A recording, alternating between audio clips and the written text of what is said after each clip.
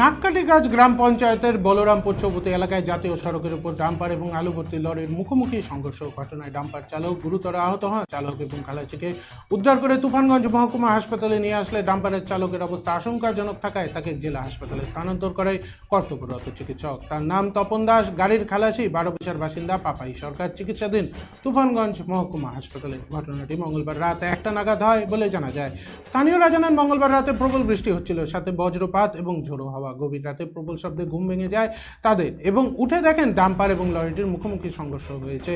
দ্রুত তারা ঘটনাস্থলে ছুটে আসেন, কিন্তু প্রবল বৃষ্টি ও ঝোড়ো হাওয়ায় কিছুই করতে পারছিলেন না। তারা খবর যায় তুফানগঞ্জ থানায় এবং দমকল কেন্দ্রে। দ্রুত পুলিশ এবং দমকল কর্মীরা ঘটনাস্থলে পৌঁছে বেশ কিছুক্ষণের চেষ্টায় ডাম্পারের চালককে উদ্ধার করতে সক্ষম হয় দমকল কর্মীরা। দ্রুত ঘটনাস্থল থেকে ডাম্পার চালক এবং খালাসিকে তুফানগঞ্জ হাসপাতালে পাঠালে চালকের অবস্থা আশঙ্কাজনক থাকায় তাকে জেলা হাসপাতালে স্থানান্তর করে কর্তব্যরত চিকিৎসক। এছাড়া আলু ভর্তি লরির চালক ঘটনাস্থল থেকে পালিয়ে যায়। মুখোমুখি সংঘর্ষের জেরে জাতীয় সড়কে যানবাহন চলাচল স্তব্ধ হয়ে যায়।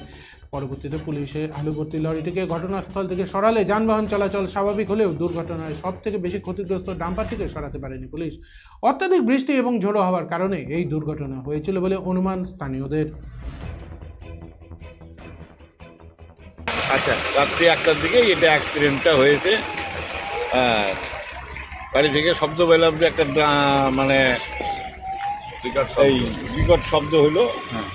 আমরা ওখান থেকে বেরিয়ে দেখলাম যে না, ট্রাকে লেগে গেছে। মানে দুটো ট্রাকই মুখোমুখি সংঘর্ষ হয়? মুখোমুখি সংঘর্ষ হয়েছে, 2টা ট্রাকই। আচ্ছা, একটা আলুর গাড়ি আর একটা ডাম্পার। আচ্ছা।